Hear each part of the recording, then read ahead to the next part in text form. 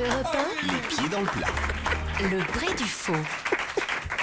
Alors, mon Christophe Michalak, il y a quelqu'un qui voulait rendre hommage à la pâtisserie, c'est Jean-Marie Bigard. Salut tout le monde. Bon alors, je sais pas si tu te rappelles, Christophe, la dernière fois que t'étais venu, je t'avais raconté qu'en matière de pâtisserie, je suis comme les curés. Je préfère le fond des choux à la crème parce que j'adore bouffer le cul des religieuses. Mais bon, comme Cyril, ça l'avait choqué, cette fois-ci, je me suis dit, je vais faire propre. Oui. Rien qui déborde du slip, tu vois, rien du tout, hein. Du coup, j'ai fait des recherches sur toi, Christophe, et là, le premier truc que je lis, c'est que ton geste préféré, c'est, et je te cite, monter des pâtisseries avec ta poche à douille. Bah, il me facilite pas la tâche, le gars. Bah attends, ce qu'il préfère dans la vie, c'est monter des religieuses avec sa grosse poche à douille. Et moi, derrière, je fais quoi? Je parle des oiseaux qui chantent dans les champs? Bah non, je suis désolé, c'est trop dur, Cyril, je déclare forfait. Merci Jean-Marie. Alors, on va partir sur un tout autre sujet et faire un point d'actualité avec Jean-Michel Apathy. Jean-Michel Apathy sur Europe 1. J'adore. Bonjour à tous. Mon cher Cyril, concernant les avancées sur l'identité des individus ayant pris part aux événements du 13 novembre, une analyse exhaustive de la situation géopolitique extrêmement complexe au Moyen-Orient, ainsi que de l'enquête poussée des services de police, tant à Saint-Denis qu'en Belgique, m'a permis d'aboutir indubitablement à la conclusion suivante. Il s'agit de véritables sacs à merde. De pignoufs retardés, de prurites anales, de têtes de fion vérolées, des poches à douille de la pire espèce de sous. Merci Jean-Michel, on a compris le sens de votre analyse. On va maintenant demander à notre invitée d'hier, Régine, ce qu'elle pense de Christophe Michalak. Si j'ai dansé avec Commandeur ?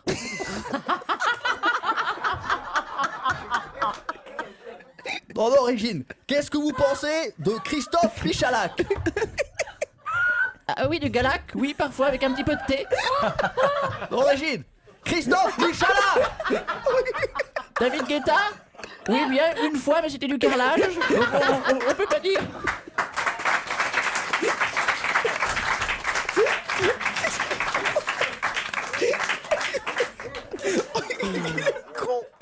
Qu'il est con, putain.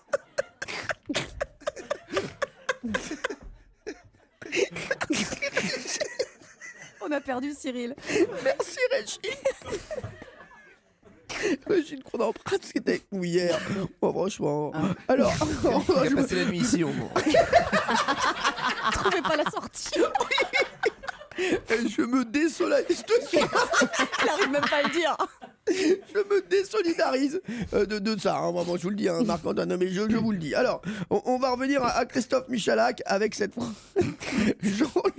Jean-Luc Reichmann qui a une question pour lui. Salut la compagnie, et tout de suite, la question la question in, c'est la fameuse question coquine. Sur 100 françaises, combien rêvent de la poche à douille de Christophe Michalak? Réponse, dans le cas de ma femme, 100%. Faut dire qu'il est sacrément beau gosse, le Christophe. Si c'était un acteur, ce serait le Guillaume Canel de la pâtisserie. Blague, humour, rigolade. Europe Midi. Des têtes de glands syphilitiques, des faces de paix foireux, des flaques de fumée moisie, des débiles à QI négatif, des rats d'égout lépreux, des poches qui n'ont pas de douille, des résidus de vomi. Oui, bon, c'est bon, Jean-Michel, on a compris donc le fond de votre analyse. Mais aujourd'hui, j'aimerais qu'on reste concentré quand même sur Christophe Michalak. Madagascar? Une fois, oui, en 65, beaucoup de pluie en fin d'après-midi, mais sinon très bien.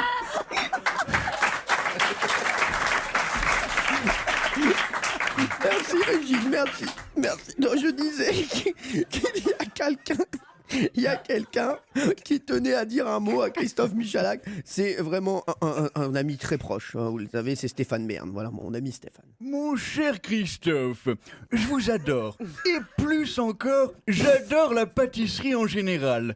D'ailleurs, la dernière fois, mon pâtissier m'a fait une formidable galette des rois. Et je peux vous dire qu'on était en plein NTM.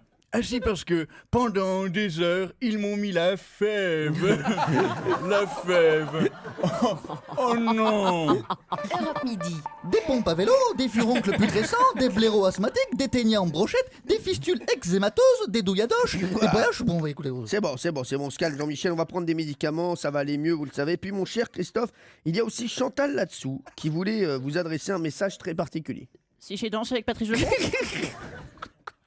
Merci Régine, je parlais du message de Santal là-dessous. Eh, moi, Michalak, je peux te dire que mes jeux et le dos et passé comme avec sa grosse poche à dos.